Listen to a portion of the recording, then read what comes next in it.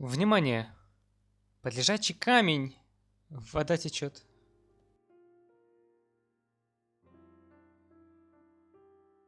Пафосных цитат о том, что движение — это жизнь или жизнь — это движение, можно приводить кучу, но все же фразы, вырванные из уст дяди красной бородатости, нас совсем не приближают к пониманию того, что вообще движется, что движет и что жизнь оставляет позади. Но обо всем по порядку. Харука Ичикава как раз написала абсолютно последовательную историю, которая движет читателя по пути молодого самоцвета по имени Фосфофилит. Фос для краткости. Пара моментов. Самоцветы бесполые, но русский перевод применяет к ним местоимение «она». Для удобства я его сохраню. За такие феминитивы еще не штрафовали. Еще я буду безжалостно спойлерить мангу до конца, но пойду хронологически и буду отмечать вот здесь текущую главу. К спойлерам история чувствительна, к прочтению я мангу рекомендую. А еще, вот это все я прочитать не успел, как говорится, прочитайте сами и составьте свое мнение, но я по верхам наинтерпретирую. На этом дисклеймеры закругляю. Фос, на первый взгляд, героиня чисто комическая. Она амбициозная, но легкомысленная, занята ничем, но не отказывает в помощи, хотя ее попрекают почти все. Ичикава несколько раз вводит нас в заблуждение, говоря, что она самая хрупкая из самоцветов, такой более печальный архетип младшей дочки, которую все бы должны любить, но чаще посмеиваются. Как и читатель ведет в заблуждение себя, посчитав, что Фос самая одинокая. Давайте пока будем исходить из того, что одиночество — главная тема манги, а я попытаюсь рассказать, как оно изображается и какие одиночества переживаются. Знакомьтесь, киноварь. Еще более хрупкая и одинокая более буквально. Ее испарение ядовиты для всех форм жизни, и потому она проводит жизнь в по сути бесполезных ночных патрулях. Художественно подчеркнуть одиночество можно по-всякому. Например, в аниме-адаптации, чтобы выделить инаковость и непересечение каждой формы жизни, используется сильно отличающийся набор инструментов в саундтреке.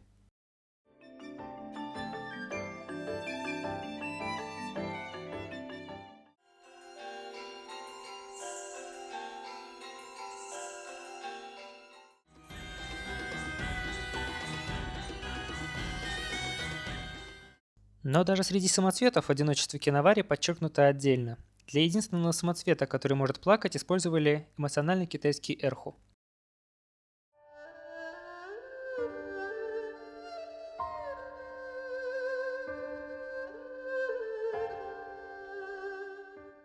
Киноварь мечтает, чтобы ее похитили луняне и позволили ей стать чем-нибудь. Потому что если она не может быть полноценной на Земле, то на Земле ее как будто бы и нет. С этой аналогией попробую включить разговор Лакана, чтобы подробнее посмотреть на персонажей в дальнейшем. По Лакану любое желание в своей основе нехватка, которую субъект стремится восполнить, чтобы стать полным собой. Киноварь совсем лишена социального удовлетворения и надеется радикально восполнить свою невыносимую нехватку.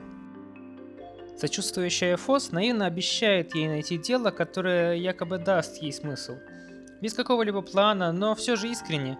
А этого достаточно, чтобы создать личную привязанность к Фос и немного изменить нехватку киновари. Изменить, потому что по Лакану неполнота неотъемлема для субъекта, но это пока не важно. А для Фос недостаточно быть любимой учителем. Нет, учитель ее уже любит, но само желание Фос несколько отличается от того же у киновари. Продолжим смотреть. А посмотреть есть на что? Или наоборот? Забавно, собственно, пустота, нехватка и избыток, как метафоры, прямо перекликаются с визуальными решениями. Рисуя одиночество, Ичикава очень много покрывает страницы негативным пространством. В прошлом видео я упоминал негативное пространство в контексте чувства свободы, но кажется, то был совсем редкий пример. Особенно если сравнивать со страной самоцветов, где разные текстуры агрессивно заполняют пространство, подавляя персонажей, делая их незначительными, а иногда просто сливая с окружением. Персонажи могут преодолеть этот троп, но не часто. Здание школы, в которой живут самоцветы, имеет масштабы абсолютно нечеловеческие. Подобного эффекта в нашем мире обычно добиваются храмы, чтобы вызывать нуминозное чувство. Так теолог Рудольф Отто называет иррациональный момент религиозного опыта. Трепет, который, например, верующий испытывает в условно нечеловеческом пространстве церкви, при торжественных службах, сталкиваясь с безразмерным, иррациональным, непередаваемым, превращающим в ничто.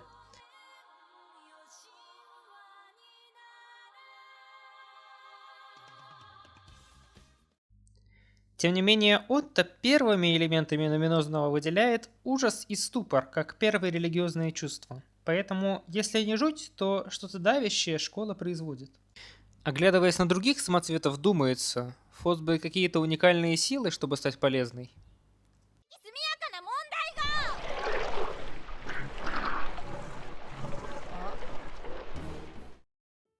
Но ценой растворения и полной пересборки она теперь единственная понимает язык Адмирабелис.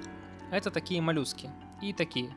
Еще чуть позже она теряет ноги и меняет их на раковины, делающие ее такой быстрой, что становится тяжело остановиться. Вообще обнаруживается, что Фос единственный самоцвет, который очень легко принимает в свое тело элементы не из того же камня. Зафиксировали. И теперь Фос не может спать. Вы могли слышать, что сон – маленькая смерть, то есть временная смерть сознания. А еще есть психоаналитическое представление о том, что сон можно как-то соотнести с бессознательными тягами и желаниями, потому ли, что эти желания как будто предоставлены сами себе, пока субъект в отключке. Но загадочным образом с этих пор интересы Фос кажутся более навязчивыми или даже параноидальными. Да-да, антарктицид еще хрупче и еще более одна. С другими самоцветами ее разделяет уже время само по себе, потому что зимой все самоцветы уходят в спячку, а антарктицид отвердевает только в минусовую. Геологи, не бейте.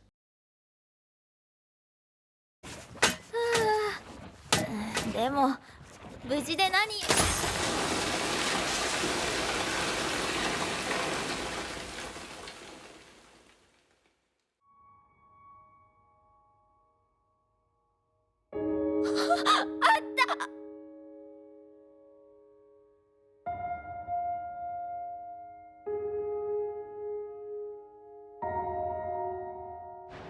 Фос, травмированная, оказывается наедине с собой в переживании своей вины.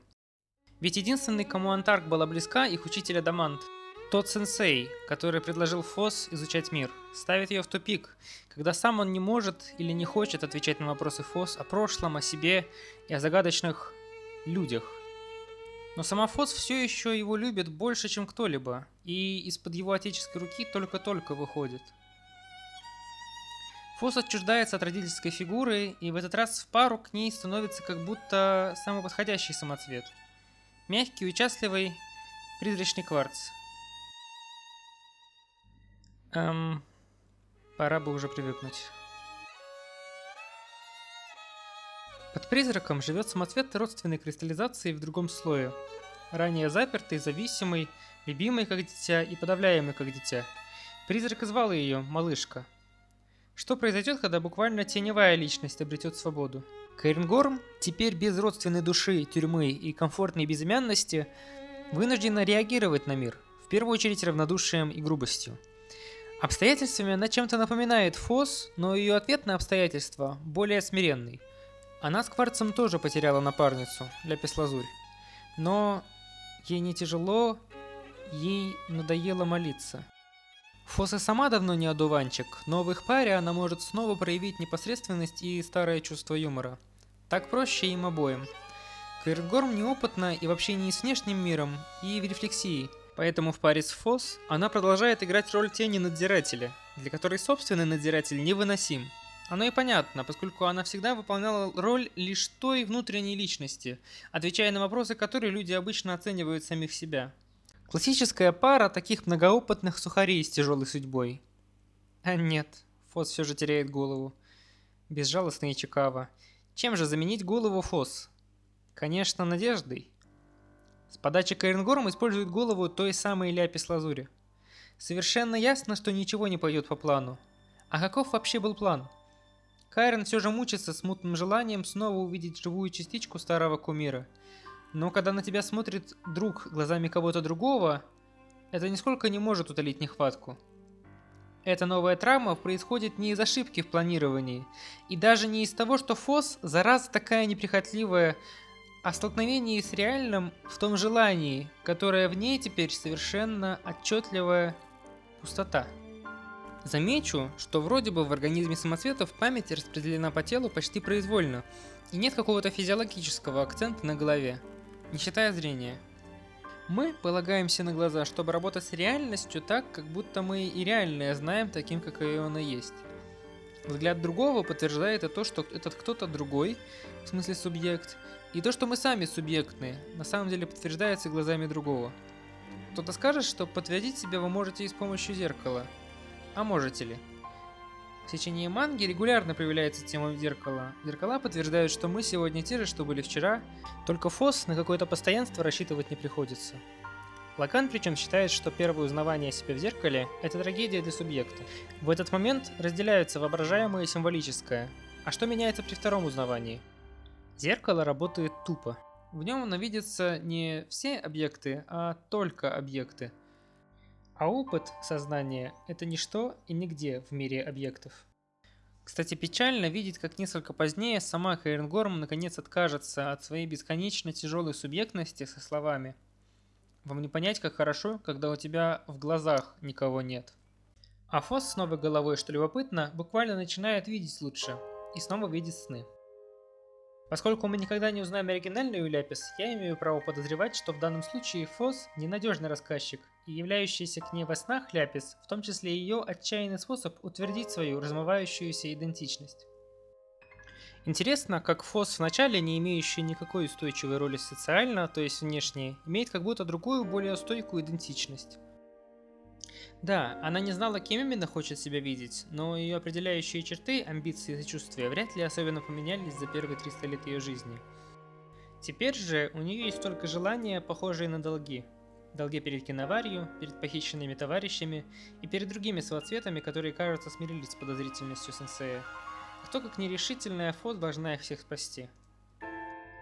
И поэтому теперь идентичность Фос будет колебаться между шпионкой по неволе и сознательной предательницей. Фос пошла ва-банк и отправилась на Луну, чтобы узнать, что происходит с похищенными своцветами. И, наверное, самая пугающая реплика в манге для меня. Фос боится не быть расколотой лунянами. Фос боится испытать деперсонализацию, взглянуть на свои цели и не узнать себя. Вы возразите, мол, она и с самого начала не особо сознательная, но тогда она могла судить о своей легкомысленности, о своей вине, так же как видеть свои мотивы как светлые. Я упоминал архитектурную разделенность и негативное пространство, которые давят внешне. Но и на интимном уровне сами самоцветы не могут друг друга даже касаться без перчаток, потому что рискуют разбиться. Поэтому и между собой они отделены в фреймах часто черно-белыми полосами, как границами, а Фос особенно. Она будет служить лунянам в их цели перестать существовать и пытаться узнать хоть что-то от Адаманта. И в этой службе, возможно, ей впервые не хватит той решимости. Она добивается расположения некоторых самоцветов через их слабости и добровольно их похищает. Но это формально, а на деле все ее заложники сами давно хотят на Луну.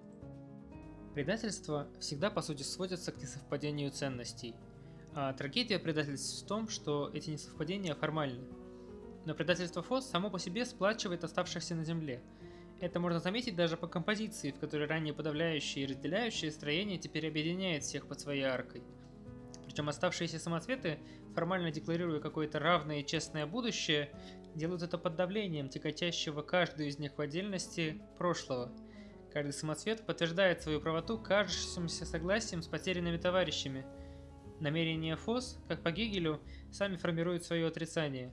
Теперь личная травма каждой достигла той критической массы, когда любящий всех учитель не сможет стать медиатором. Но в то же время сам раскол ретроспективно доказывает, что статус-кво не мог сохраняться вечно. Где-то на этом моменте вы могли заметить, что кроме Фос, мангаки и читателей, замечательно обманывающих и обманывающихся, есть я, который не так замечательно обманул вас, заявив, что какой-то герой может быть более одинок, чем другой. Кажется, здесь одиноки все. И все же мы можем разделить драму друг друга или выдуманных персонажей. Нет, зайду дальше. Никакой человек не может быть нам ближе, чем воображаемый.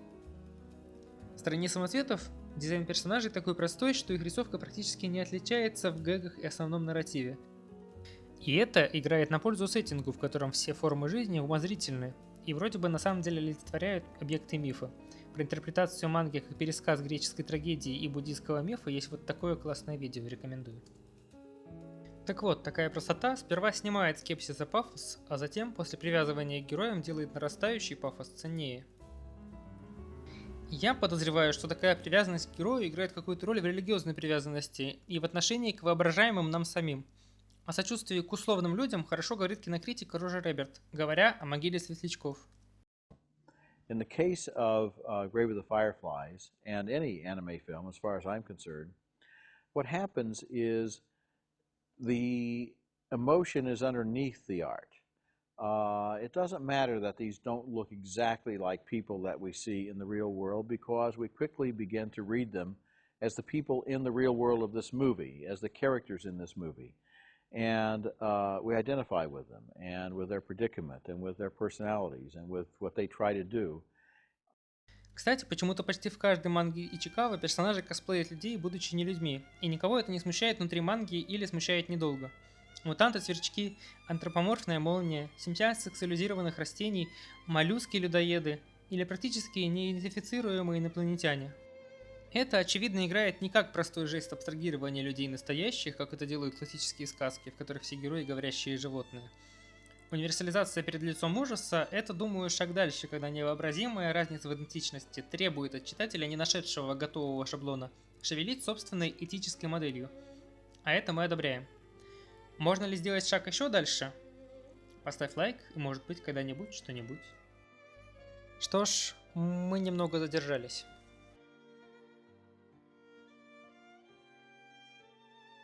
Самой прочной вещи на Земле, адаманта, не стало под силой человеческого слова. И теперь, переняв его часть, Фос переживет весь опыт адаманта, начиная с его рождения и гибели человечества. Собрав Фос все мифические элементы человека и отправив его в изгнание на 10 тысяч лет, опыт чудовищный, Ичикава в течение сотен страниц будет описывать профанно счастливые лица теперь уже не самоцветов, выбеленных лунян. И даже страницы выглядят так, как если пересвечены солнцем, взрывом, взглядом. Читатель может включить нравственного судью и судить забывших Фос. Ну и судить. Надоело. Фос переживает тот самый номинозный опыт, ужасный, иррациональный, безразмерный, неописываемый рациональной человеческой нравственностью. И любопытная Фос, и мстительная Фос теперь ничто внутри ошеломляющий божественный Фос. Я говорил, как по Лакану, желание нехватка не может закончиться, пока субъект есть как живое сознание. Ичикава снимает этот вопрос для Фос, не убивая ее, а делая ее чем-то большим, чем человек. Или так мы думаем, когда Фос молится за всех и дарит им долгожданное небытие, и остается одна.